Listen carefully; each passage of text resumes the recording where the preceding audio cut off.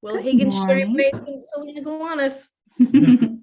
Oh, let Good me morning, find Miss. my Oh, here we where go. is my I went from being in the dark to it being really light. Isn't that great? So fun. Part of it's the gray. It lightens things up, Yes, it does. right? The natural shine. Good morning, Carolyn. Good morning, Cindy. Good morning, Joseph.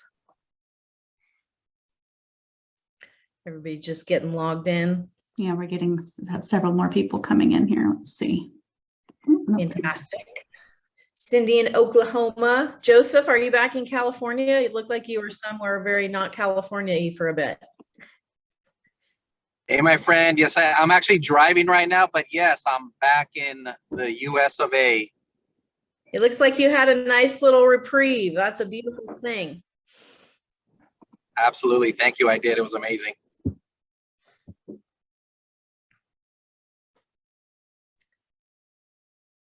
All right, well, we're at the top of the hour, so we're going to get started. I want to welcome everyone to the call today. And we have a couple of announcements that we're going to start off with. However, before the announcements, I'm going to reset the context for this call for those that may be joining for the first time or maybe haven't been on in a while. And the context for this call is now a bi-monthly cadence to hear different voices and get collaboration and a much larger conversation, quite frankly, in a sweet spot of a window of timing. So the next 24 to 36 months, we feel very strongly about as far as it being a very special window of time, because with changes in economy and market, this has people feeling uncertain. And when people feel uncertain, they become open to things that they might not have been open to necessarily before or in the same way.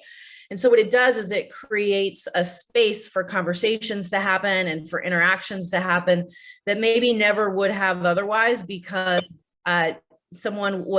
we always say people are open or not open, they're ready or they're not ready.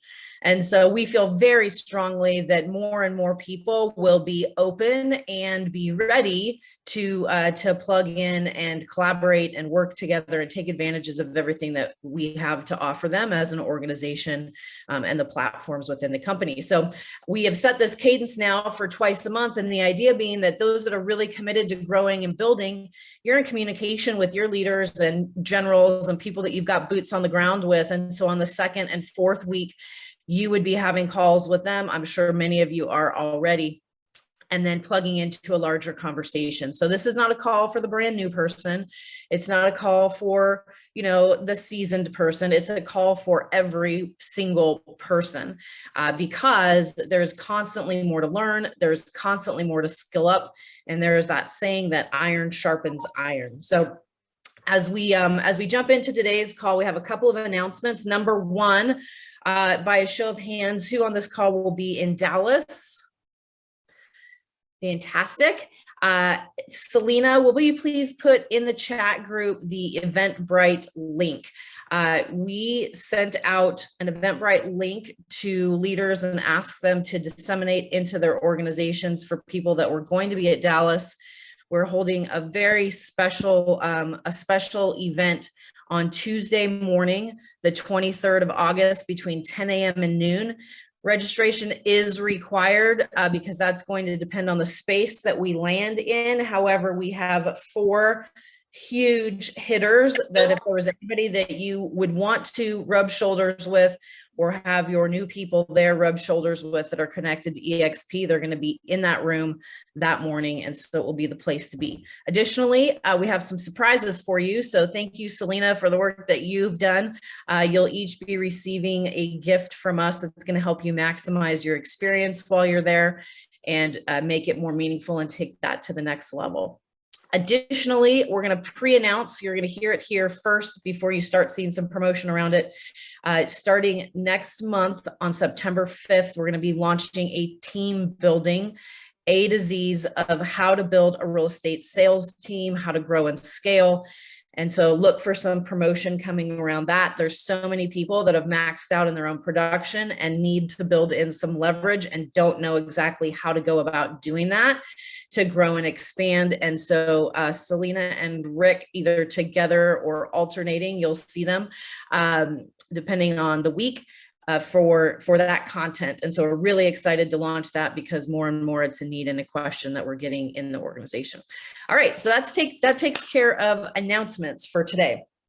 And we're going to open up a little bit of a larger conversation. And I think there's definitely room for an opportunity to take the understanding around this to a deeper level. We've got two incredible guests that we're going to hear from on today's call. Before we do that, though, I'm going to lay the foundation in a conversation that most of you have probably heard of. However, there's an opportunity to become even clearer on that. And that conversation is around edification. So how many of you have heard that word before as it relates to building and growing an organization here with the XP? Okay, cool. So tell me about what your understanding of the value of that is. What's the value of edification? It's an instant icebreaker. Okay, it serves as an icebreaker for sure. What else? Helps to give clout to the people that you're on the call with and recognize the person that you're bringing on the call. Absolutely. Great. What else? It helps form trust. Also, I think it kind of validates why we're on the call. Absolutely. What else?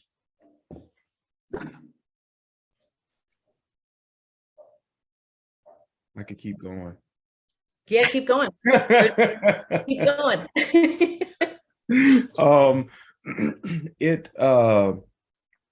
Like I said, it helps build a level of comfort. It validates while you're on the call. Bragging is you talking about yourself. Edification is someone else talking about you, right? So it allows you to lay out that person's resume or CV without them having to say it. So it makes it more palpable, and it doesn't come off as bragging. Exactly. Mm-hmm. So there's another one, and that is, it is an investment in the emotional bank account relationship that is being edified. And so some people think edification is, oh, well, this is Cindy. She's an amazing real estate agent. And, she's from Oklahoma. She's been in the business years and she's just amazing. It's not necessarily edification about Cindy, because it has nothing to do with who she is as a human. It has, it's very cold, right? And as I'm on calls, I'm seeing that there's different layers of understanding around edification based on what people are saying to actually edify. So sometimes people are saying things that are just like a catching up and bringing someone into present time about who that person is and how we got to the call. And that's not an edification. That's an introduction, which is very different. An edification is where you are sharing as a way of introducing something that is true for you based on your experience of that person. That's where the emotional investment in the bank account comes. And it is also a way to highlight whatever those specifics are. Speaking of that, Will, please see your text messages. Whatever those specifics are that are true about that person, and it would be a little bit awkward or uncomfortable if they were saying it about themselves, right? Well, I'm the #1 agent in our area and I have been in our market for 10 years. And that doesn't really, how is that going to foster connection? Because what it comes off with is the opposite, right? So when we think about this idea of edification, it becomes really, really important. It's the foundation for how a conversation is going to go. And it's a really important and critical piece of the building process because of that. So as it relates to, edification, why, and this is something that I see, sometimes even from seasoned leaders, is they introduce the person that's doing the three-way call first. So let's say I'm the person that's brought onto the call. and they'll introduce me first. Why is that not the most effective? Well, it Because makes it feel like it's 2-on-1. Yeah, but it can make it feel like it's 2-on-1. What else? you're making it seem like they're the most important, where the person on the call is the most important at that time. Yes. So when we think about, and Will, you said it at the beginning of the call, when we think about the structure of edification, number one, it's an icebreaker. So if the person that is the prospect that's on the call is being edified, that icebreaker is, if they never know what's going to happen coming onto a call with someone that they don't know, right? They know you. However, the person that's doing the three-way call, they don't know. And so it could be very easy for someone to think, oh my goodness, I don't want to be sold on something. I don't want to be convinced. I don't want to be pushed. I don't want to be pressured. And that is, whether they realize it or not, it may be a conversation going on in the back of their mind. So when you edify the prospect first, what happens is, yes, it's the icebreaker. However, now that person is hearing something about themselves that is that deposit in the emotional bank account. And what that does is it brings those walls down that may be up just by virtue of the fact that they're jumping onto a call with someone that they don't know to talk about a company and a business that they're not yet part of. And so there is a science to how to get the most out of edification when done as it's designed. And at the end of the day, there's that saying that's like, oh, people never remember what you say. However, they remember how you make them feel. I don't particularly believe you can make somebody feel anything. I believe that people feel what they feel based on the perspectives they have as they process information and experiences. So if I'm going to be the person that's going to edify and say something and they're going to choose to feel endeared to me because of it, I did not make them feel endeared. Those feelings happened independently of me. However, I am very aware that in this idea of edification and this concept of edification, the importance of always edifying the prospect first for those reasons. If you think about the tee-up, and if you've watched the Builders Boot Camp, the edification is the tee-up, just like a golf tee when you're playing golf. It elevates, it lifts the ball so that you can get it the furthest. And if you think about every conversation that you're going to go into, that is going to be one where you're looking to take it and move the ball down the course, so to speak, that tee-up is the most important thing because it is the preparation for what's going to happen next in that conversation. So as we, kind of think about that going into today's call around this context of edification, the two guests that are going to be on today's call both said the same thing. I said, hey, send me what you want me to say about you in the introduction. And it was like, oh, just me. That's fine. It's like, no. You're not saying it about yourself. I'm going to be saying it about you. And it's the stuff that, yes, you would feel uncomfortable saying about yourself. However, is true, right? And those are important things. So let's say that you're doing a call with, let's say that you're doing a call with me and you've never done a call with me before and you're bringing your prospect to that call. You may reach out to me and say, hey, Casey, what's the best way for me to edify you? And I'll give you bullet points of some things that you could choose from to say, right? Because people know themselves, right? And then you also stay aligned, right? So I've heard three-way calls where Rick's doing the three-way call and someone will get on and say, oh, Rick used to own 13 Keller Williams offices. And it's like, that's off by 4. That's interesting. And so this is where things get stretched or exaggerated. Now it becomes awkward to go back and clean it up because Rick's obviously going to go, well, actually it was 9, not 13. And now the person that's just done that introduction or edification is like, oops, because they didn't really know Rick's story. And so now the whole thing becomes uncomfortable and we're not going to have, somebody being misled as to, what someone or who someone is or is not about. So if we really just, the point of bringing this up today is to elevate, like I have the opportunity to elevate getting better at edification, particularly on the back end, closing out a call when I'm passing a prospect back to the person that's brought them to the call. And so if we are of the mindset of, listen, I am a professional. I'm doing this at a really high level. And because that is the case, I'm always looking to improve the skills that I'm building upon and grow those skills and have those skills being modeled and replicated and, lived through the organization that I'm creating, it starts with us, right? It starts with the awareness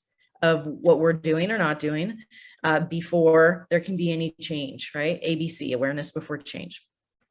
Okay, cool. So any questions, comments, feedback, thoughts on that before we move on? I have a quick, not question necessarily, but kind of, I feel like edifying is also a way to like give a compliment. Do you think that complimenting somebody is that the reason why it kind of breaks those walls down when you're bringing a prospect on? I think provided the compliment is based on your experience and it's true based on your experience of them, yes, it's very similar. Okay, fantastic. Well, we have our first guest that we're going to hear from today. And when I spoke with him last night, I was driving and I said, hey, what are you doing? And he says, I'm making my recruiting calls. I'm making my calls. I was like, oh, well, let's keep this a short conversation because I do not want to step in the middle of that time. And this guy, he goes by Coach Felix. Some of you may or may not have met him. However, his background is he's a U.S. Army veteran. He's 18 years licensed in the top 50 agents out of 15,000 agents in the DC metro area. In 2018, I managed the top 2 independent brokerages in Orange County and recruited 122 people into their office that he managed in 2017. Now, that's all his like bells and whistles kind of things. However, the edification for him is leaders have a very specific fingerprint. Every leader has a fingerprint. And the fingerprint of Felix, based on my experience of him and what I've come to know about him, is that he's a no mess around kind of guy. What you see is what you get, never less, sometimes more. And he's somebody that when he says he's going to do something, by golly, even if he doesn't know how he's going to do it in the moment, it's going to get done in one way, shape, or form. And so when I think about being in partnership or in business with someone like that, what I know is that you can take it to the bank. And that is an incredible, incredible experience to have when working with someone. Now, he's also, there's something very unique about him, and that is that he has built an incredible organization of over 200 agents in 2 years while selling real estate as his primary source of income. So when you think about, okay, well, I'm here for, to take my business to the next level and also to build leverage. There's a lot that we can learn from him. So Felix, I want to thank you first and foremost for being willing to be on today. And as you come on the call today, what I'd love to hear from you is what was the mindset, the strategy, and the structure that you had in place coming in 2 years ago to execute the vision that you have executed to date? Wow, I think 2 years ago, I really, I wasn't expecting to join EXP, so I really probably would have wanted to have a better plan of action. I met Rosie Rodriguez and Joseph Trujillo and Decatur Thornton right before the pandemic started, and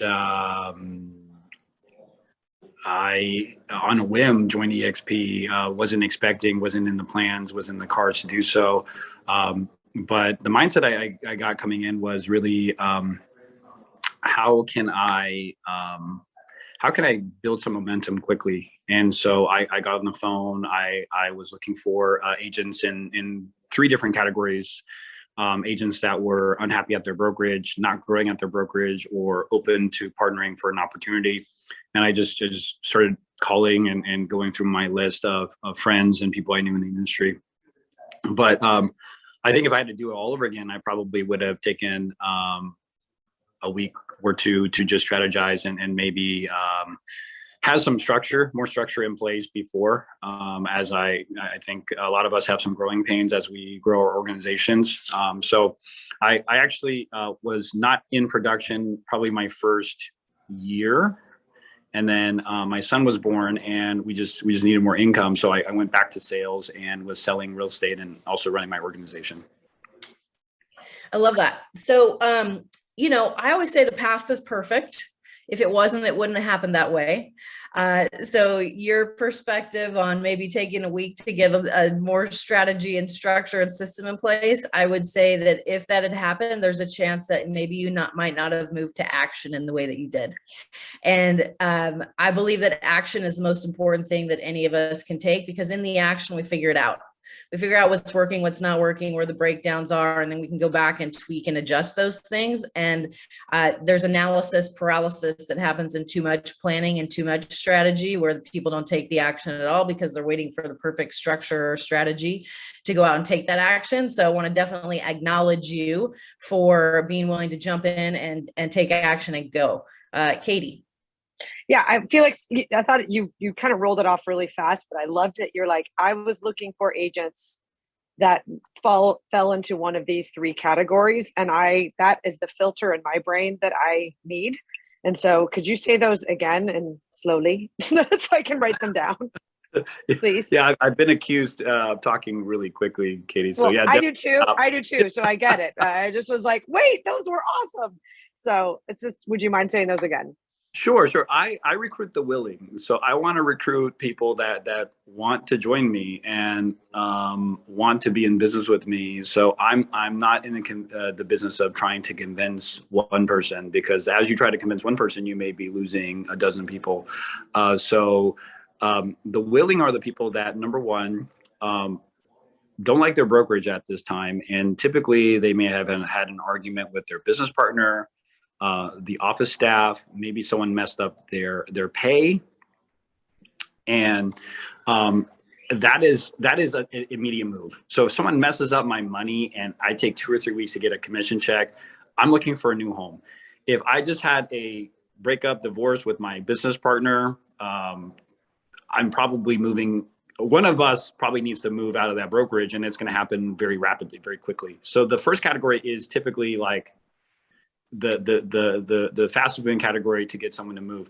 Maybe it's a manager change. Your beloved manager switched brands. You not necessarily like their new brand. So now you're looking at your options. Now you're open when you weren't open. So anything like that is the biggest catalyst for an immediate move. The second category is a little bit slower. These are the people, like it's the old dog on the porch that's lying on a nail. They complain and complain and complain on how they don't get what they need at their brokerage. They will not necessarily move immediately, but if you follow up with them enough, when they just have had enough, they will contact you and they will move. And that's the people that are not growing. So I invite those people to training and education, and I try to plug them in and help them grow. But it's not the quickest group to move. So typically what I find is that group will move in a quarter or in a couple of years. So I just recruited some people that I started talking to 2 years ago when I joined EXP from that group. And they just got sick and tired of being sick and tired of not getting what they needed at their brokerage and finally moved. And then the third category is a category that moves fairly quickly also, which is opportunity seekers. So these are people moving because they will make another $50,000 from our comp plan, or they're moving for stock options, or they're moving for a retirement plan, or they're moving for healthcare. They're moving for a better opportunity. And so they will make the switch fairly quickly for something like that.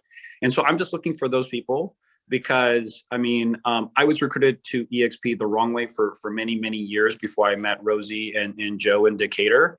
And I just shut people down like crazy. I remember some alpha influencers tried to recruit me years and years ago and just wasn't a good fit for me. And I just didn't like their style and I just shut them down.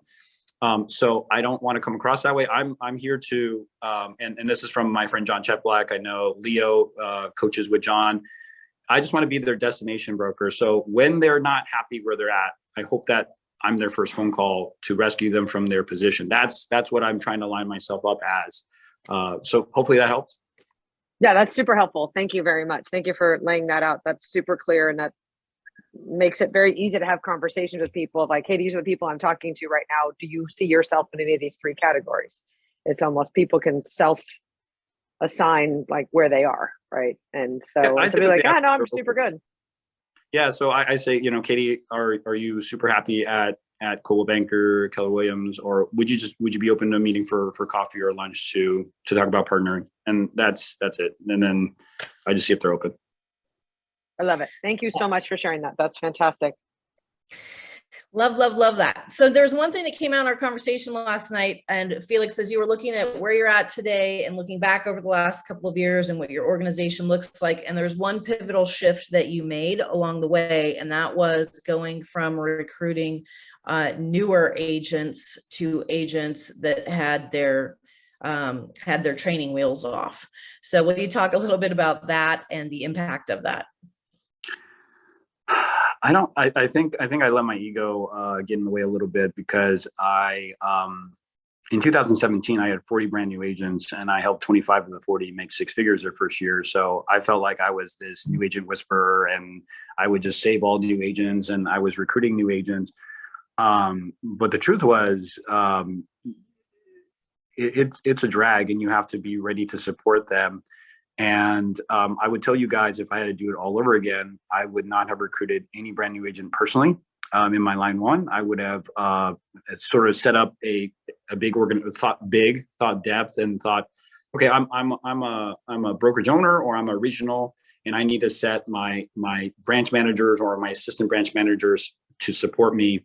And that's what I'm doing today. So I don't recruit any brand new agents anymore. I look in my second and third level, or first and second level, for leadership and support. And then I will plug the agents in there that have the best fit with that leader for support. And then we support by committee. So what's really worked well is we're all in a group chat. So if it was I sponsored Casey and Casey sponsored Katie, then we're all in a group chat. So whoever can get back to Katie first gets back to Katie for support reasons. The separate conversations kills your productivity. So we're all in the same group chat. Casey says, hey, I got that answer, or got that question, and then I just relax. Or I'll say, hey, Casey, I've got that question. I'll answer it for Katie.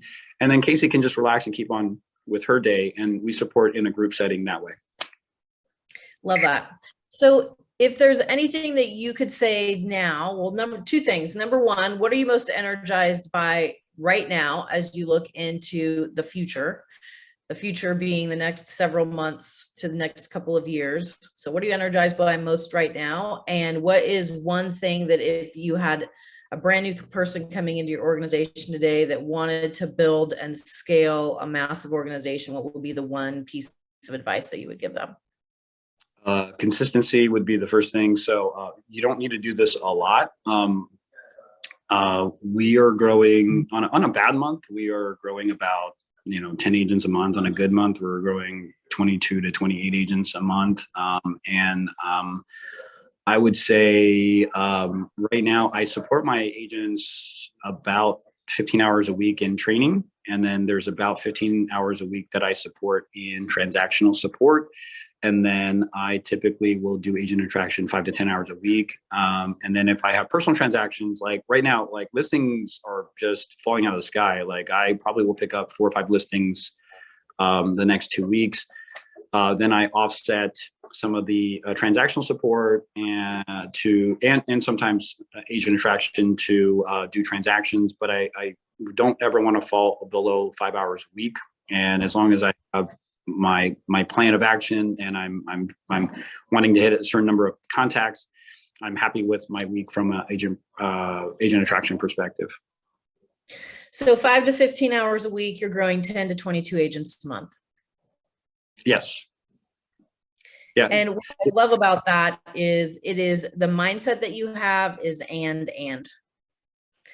You're not doing one or the, oh, well, I'm so busy with, the business, real estate sales business, that I don't have time to do the attraction piece. It's no, you very much have an and mindset.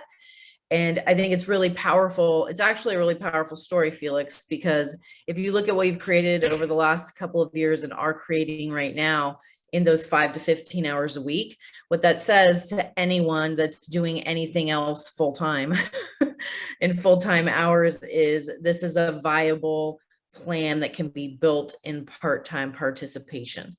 And I think that that's an incredible thing when someone's committed to carving out the time and honoring the time where they put that focus and energy.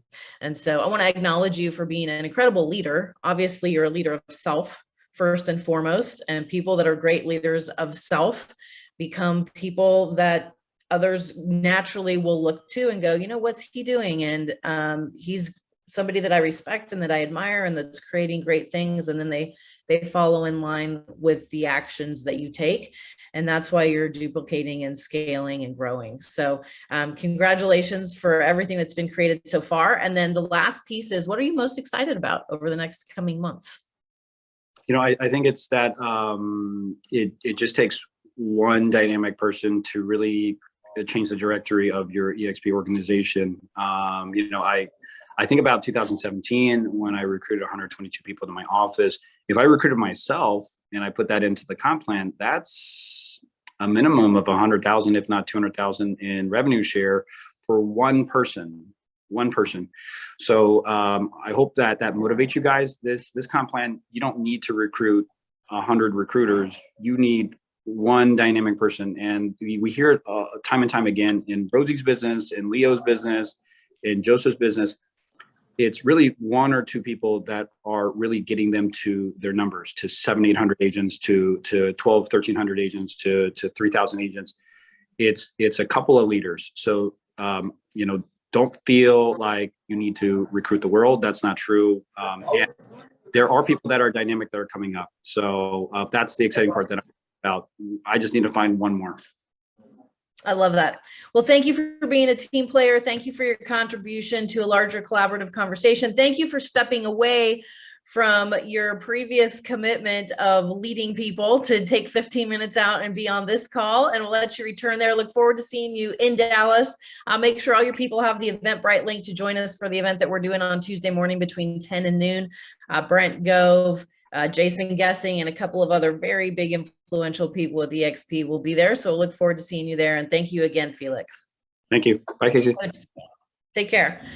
All right. So what was the biggest thing that resonated, or what was your biggest takeaway from Felix before we move on to our next guest? You know, I again, and I have the benefit of working with all these people and being in a close relationship with all of them. So I take from a lot of them, and one thing I implemented that Felix mentioned was how he doesn't take on any new agents. And I pair that with something you said, Casey, before, is that we're in the business of matching energy, not creating it. And it takes so much out of you to create energy. So putting a buffer between you and that new agent, I think allows you to continue to do your thing, because if you don't, it will suck you dry. Love that. Who else has a takeaway from what Felix shared? I do. I absolutely loved how he put that we're building an organization. Instead of thinking about it about I'm kind of gathering agents and they're going to spread out, it's like, if I'm going to build this ideally, I want to put experience in the top and let it filter down. And that just changed my whole way of thinking, on top of, you know, what he covered that Katie brought up, which was the 3 recruits. It's like, I am definitely going to start putting a plan together to put that together. I have to stay out of analysis paralysis, though. Action, action, action. Okay, I love that. All right, I'll take one more before we move on. One more takeaway from Felix. Katie. Well, I mean, I loved the 3, but I'm going to add a fourth one, which is I'm looking for leaders, right? I'm looking for leaders and putting those leaders. I love that on the top line. I'm like, and I've attracted some leaders, but I wasn't purposeful about it. So now that I have that vision around being very purposeful, I'm like, ooh, this is going to be fun, right? So like, I'm looking forward to taking those. About 7 names popped into my head of like, oh, I got to call them. Oh, I got to call them, right? And helping them to build. It's like, look, I'll help recruit some of those newer agents, but I'm putting them under you so that you can take the time, because I don't actively sell real estate anymore. So that was actually I was getting stuck on that. They're like, oh, I don't sell real estate, but I don't need to. I just need to hire people that do and are leaders. Love that. Yeah. And anybody that you ask, like if I asked Will, are you a leader? He'd be like, hello. Right. And then for the person that you might ask that, you know, are you a leader? They're like, well, what do you mean by leader? You know, and then you know that, okay, maybe not so much. Maybe for something. taking ownership, right? I definitely have the perspective that every single person is a leader of sorts. And they're either in a journey where they have stepped into it, embraced it, own the fact that they're a leader, they know that they are, and they have a direction, or they're not there yet. Right. And so I don't look at people as, oh, you're a leader or not a leader. It's like there's a leader that's stepping into and living as a leader, and there's a leader that has not yet discovered that they are a leader yet. Maybe because someone hasn't told them or pointed it out. And or, you know, there's all kinds of different reasons that happen. Okay, so we started the call today with the foundation of edification and the nuances to really do it at a high level. And one of the most important things being edifying the prospect first as the most important person on the call, that it's an investment in the emotional bank account, an icebreaker, and a way to lift that conversation and tee it up to go as far as it possibly can. Then we heard from Felix, who he's like, I'm running a boot camp tomorrow. Yeah, I can work it to take 15 minutes out of it. So I let him pick his 15-minute slot. I love that from a mindset, right? Mindset perspective of it's that and, which is clearly he's demonstrated that in how he's building and scaling his organization in combination with real estate sales business, right? He's got that and mindset, and some incredible nuggets from him. Now, the next person that we're going to hear from, it was a little bit like multiple asks. I always say that he or she who is most certain wins. And for those of you that know me, I don't mind to continue asking until I receive. And so the next person that we're going to hear from, I met very early on, like within the first days and early weeks that he came to EXP. And I remember talking to Joseph Trujillo, who's on this call, and he's like, I've got this guy I want you to talk to and work with. And, you know, he was very excited about him. Now, you know, I think it's what can often happen is we see potential in people, or we recognize things in people. And sometimes we see people bigger than they see themselves. And so what we're seeing is something that they hope they'll step into. And then there's other people that when we actually see them, they are hungry. They not only have the potential, they're looking for ways to maximize it and are so coachable and so hungry. It's like, point me in the right direction. I will do whatever you tell me to do, and I will go do it at a high level. And when it's not working, I'm going to come back and ask for help and support. And that is this guy. I just remember like, wow, seeing like, he's like, I don't know, like all of this is new to me. However, I've seen the vision. He caught the vision of what he could create with an EXP, and he wanted to hit the ground running. Now, what you may or may not know about him, for those of you that are on this call, is that he's got 12 years in sales with the railroad. He's a former #1 agent in the Keller Williams office. Real estate is his second career, of which he's been in for 4 years and sold over 60 million during that time. However, those are his business stats. As a human being, Rick talks about hungry, humble, coachable, and smart, right? Those are very important traits and characteristics for a person. And Will Higgins has all 4 of those characteristics. He is hungry, he is humble, he is coachable, and he is smart. And so as we welcome him onto the call today, you know, he came into EXP and said, I want to build something here and I want to grow. And he is willing to do, or what many people are not, which is be a beginner. Being a beginner sucks sometimes. When you don't know, or you don't have the skills, and it feels like a continual and perpetual failing forward. So Will, as you come onto the call today, you are no longer a beginner. You've been with EXP now a year. You've got over 100 agents in your organization. And what I'd love for you to start off sharing is, if you go back to the very beginning and how you started and how you launched, what are the pieces that you would go back and do all over again because they were the ones that made the difference? You know, it was first of all, starting again, I definitely saw the vision, and I saw the vision because I was missing something. So there was a break. I started off at Keller Williams, and I started fast. So I rose to the top really fast there. I was ALC, I was speaking at the conferences. They offered me a Keller Williams. Like, there was all these great, when you talk about edification, like they were were doing all that.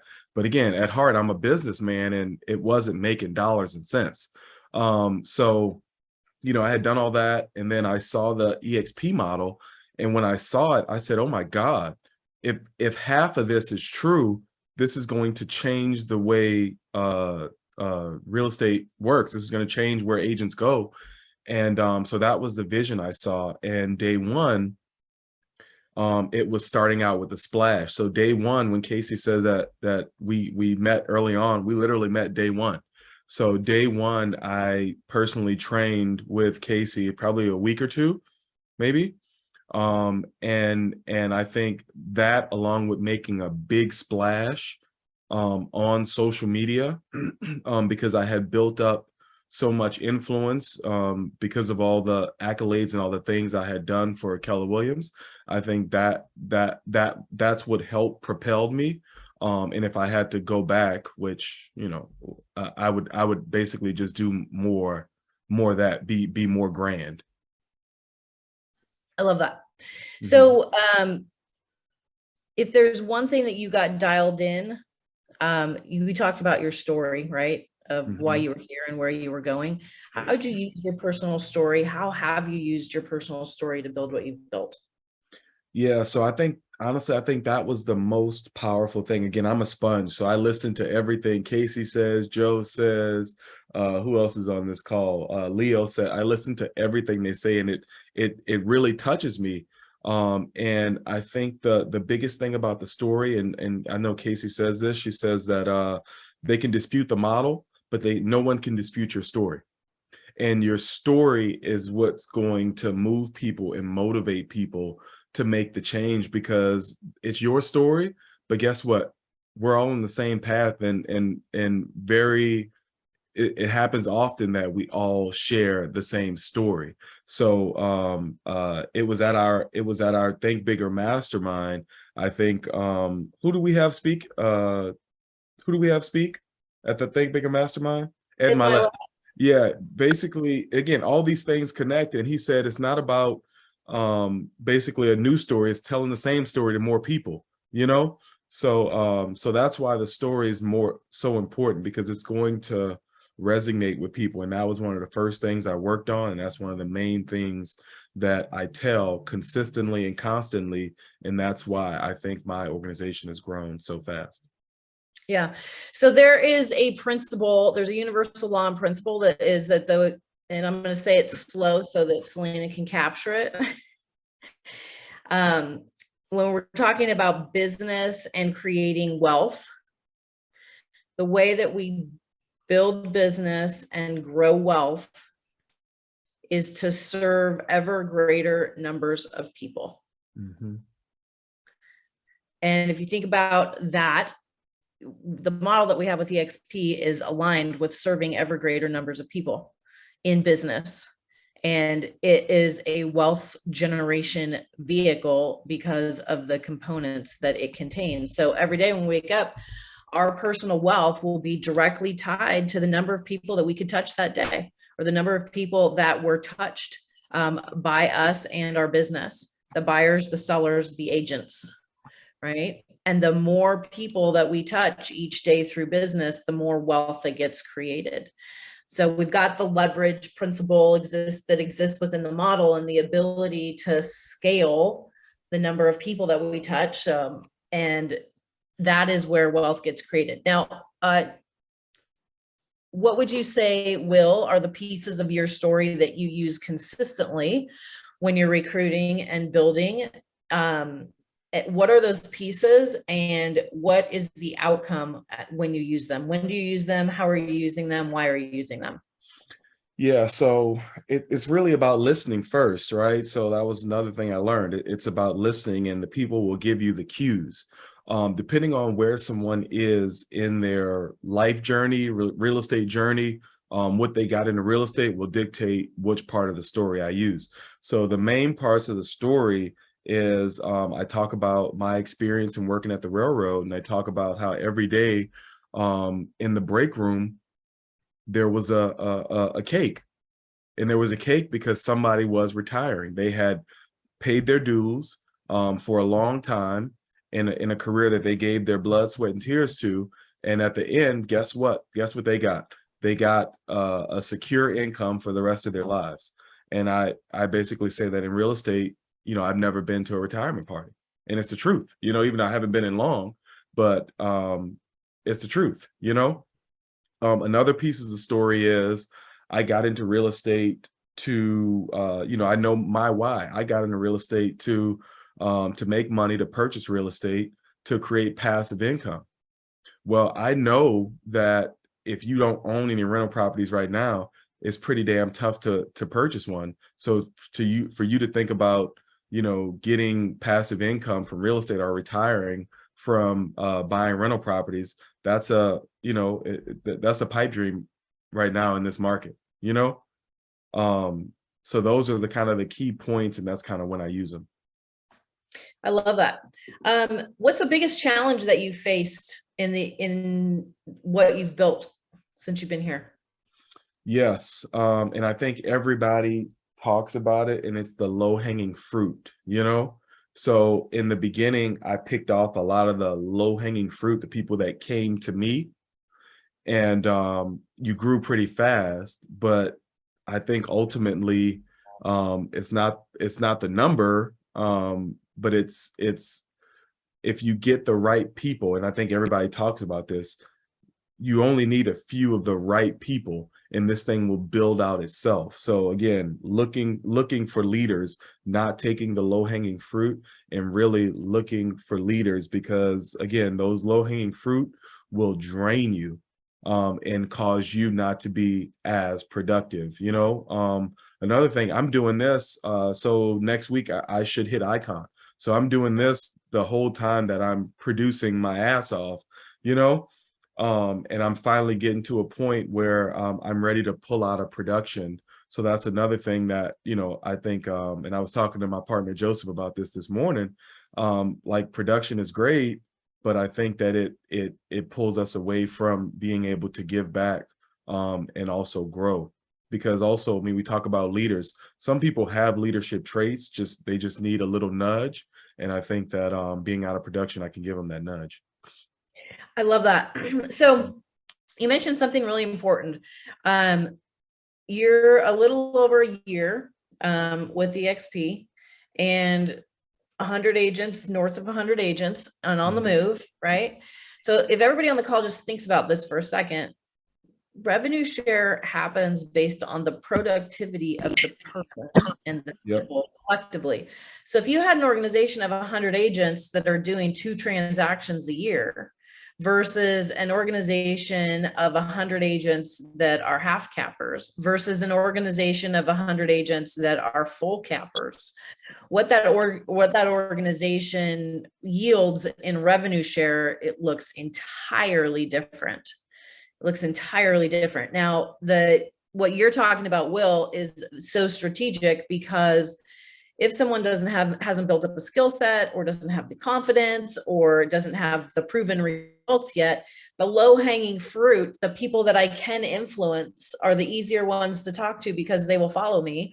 That may be the path that people will naturally just kind of go to, versus who are the people that are the most productive, most successful, most influential that I know, or that I can get in front of, and go that approach. And those 2 approaches will yield something very different, right? When you go for the most successful, most influential, most credible people that you know, and you start there, then everyone else ends up coming. If you start with the easy, you know, kind of what we would call low-hanging fruit, and there's no judgment in that. That is more about engaged, not engaged, productive, not productive.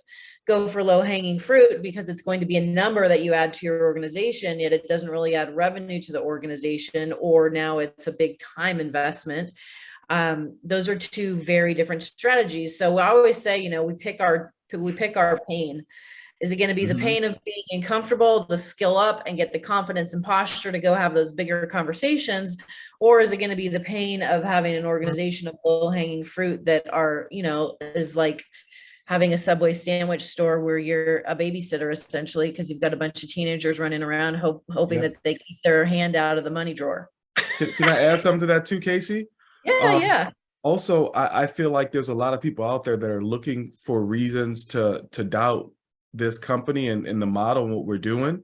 And they always point to the unhappy agents or the agents that came and left. And a lot of times those are these agents that are not in production. They're already unhappy. And they come here unhappy and do the same things and expect a different result. And then they leave and then they bash EXP. And then the other people say, you know what? Yep, that's it. Yeah.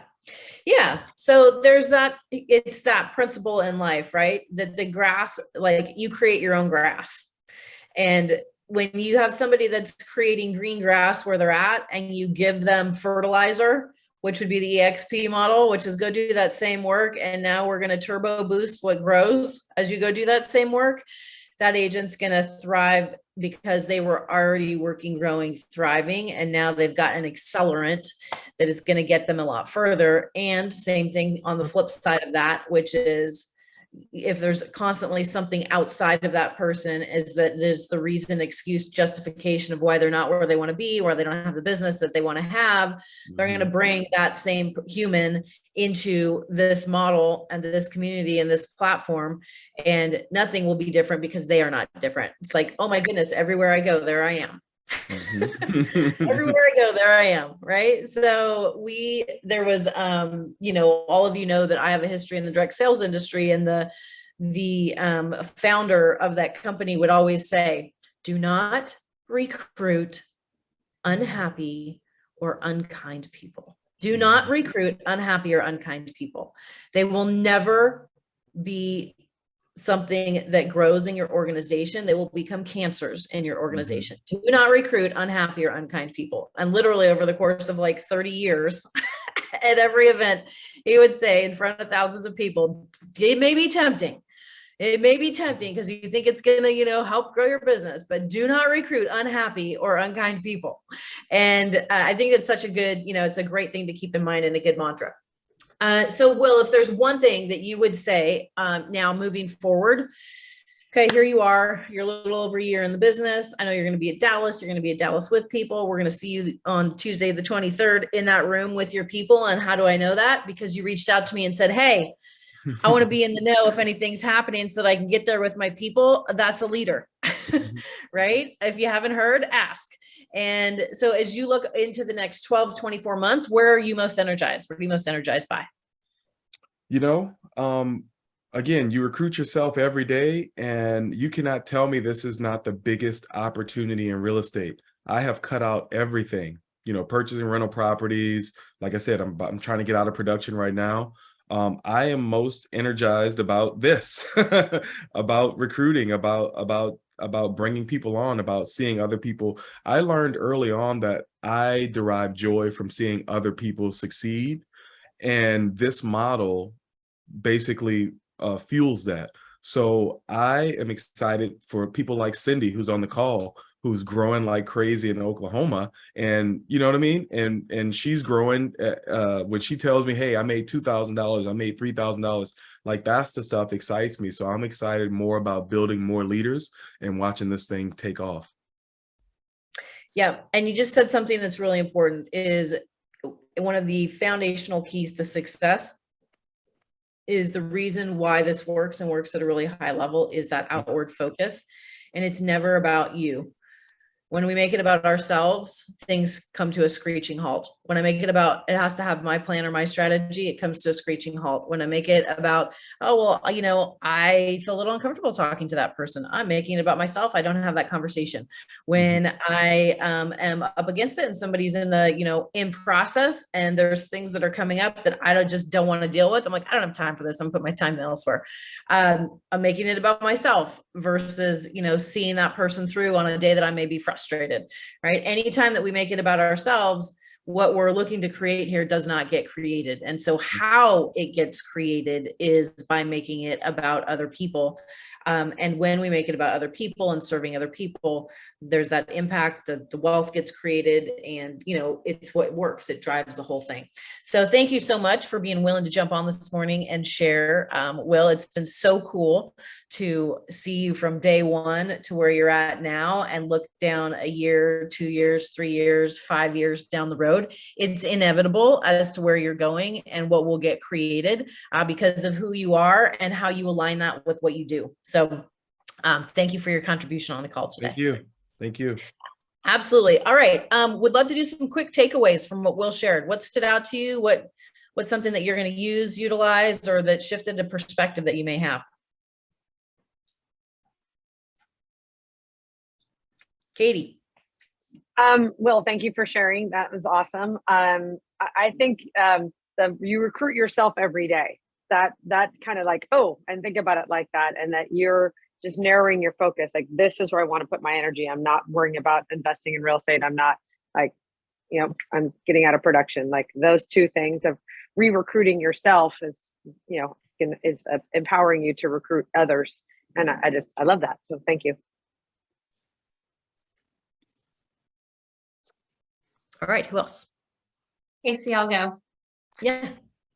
So, and of course, I get the luxury of having Will every day, multiple times a day, but I just love, and he has poured into me so much, and I love watching him succeed, not only in our group and our state, but he just, I want to be that same type of leader where you get so much joy and satisfaction, and that is really more important than the money and all of the other things that come with it. But it's just a product of your drive and your motivation that really is focused on other people. I love that. Okay, here's something that I want to leave you with as we wrap up the call today. For those of you that are coming to Dallas and have new people that you're bringing to Dallas, here would be my encouragement. Get some kind of commitment from them if they're not already committed. And here's a way that you can do that. So if they're coming to the event and they're not with EXP yet, support them in having some kind of commitment, skin in the game. And that could be, hey, you know what? Fill out the darn ICA. It'll be in place for you for whenever you're ready to complete it when you come back. And here's the worst thing that could possibly happen. You decide it's not the direction you're going to go. The ICA doesn't mean you've joined EXP. Energetically, it's going to support, movement and another layer of due diligence. And for someone else, like we have somebody that we have that's coming, and they did their ICA and they did an LOI because they're going to be here within the next 6 weeks. And they wanted we explained to them the value of securing that before we take them to the event. And why am I mentioning that? I'm mentioning that because as we continue to grow, there's all kinds of funky things that can happen at events, which is, oh my gosh, I ran into my best friend from college that I didn't know was with EXP, and we've experienced so much of our life together. And if I was ever going to do EXP, I would just love to be working with them. And you're like, and I just bought your ticket. I just paid for your hotel. I've been working on you for 6 months, and your best friend from college you run into at the event, right? So be strategic, right? Be intentional, be purposeful. And it's about getting people set up to win, right? So there's always a next step and a progression, right? And people that are coming to the event very clearly that are looking at EXP as a possibility for them will be 100% in or 100% out on the other side of it. I haven't ever seen somebody be 100% out on the other side of an event, particularly the build event, because of the nature of that event and what happens there. So support your people in the investment that you have made up till now with them, and support them, like be part of that conversation. So let's say that Cindy is, looking, and she's like, yeah, I'm going to come to Dallas and check it out. Cindy, like whatever you want, I will support you in. And here is energetically what can support you in maximizing what you're going to see while you're there. Right. And always have a next step set up for that person. Like the more people that we bring to events personally, we want them committed to us before they walk into that event on some level, because we are investing heavily in time and energy, and it just keeps things clean and it keeps things aligned. So that would be a strategic approach. If you need help with that, or there's people that you want to throw on a call with either Rick or myself in advance of getting to the event next week, go ahead and do that. Somebody may get to the event and come to the Tuesday morning thing where they're going to see, Jason Guessing and Brent and the other two people who we're not revealing yet. And at the end of that, they're like, wow, that was amazing. I can see this is where I want to be. Great. Let's get it done. Let's do your ICA on the other side of that Tuesday morning event while you're at the event versus, okay, yeah, we'll get something set up next week when we get back to do that. There's so much that can happen between Tuesday morning and next week. So always match people's energy for energy, where they're at, be one step ahead of them, support them in taking that next step. When someone is ready, they're ready right now. So when someone's ready right now, you support them right now and what they're ready for, not when it becomes convenient next week, because that window of time may have passed or moved or shifted in some way. And when you're really serving people at the highest level, you meet them where they're at right now and support them in what they want right now and what's next. So just some kind of tips and reminders as we go into the event next week. Thank you all for being here. Really great to see and have that participation. And we'll look forward to our next call, which will be the first Tuesday of September, which will be September 6th. Until then, safe travels. Selena, thank you for capturing the recording and the notes. This will be up in our Facebook group, and make it a great day, everyone.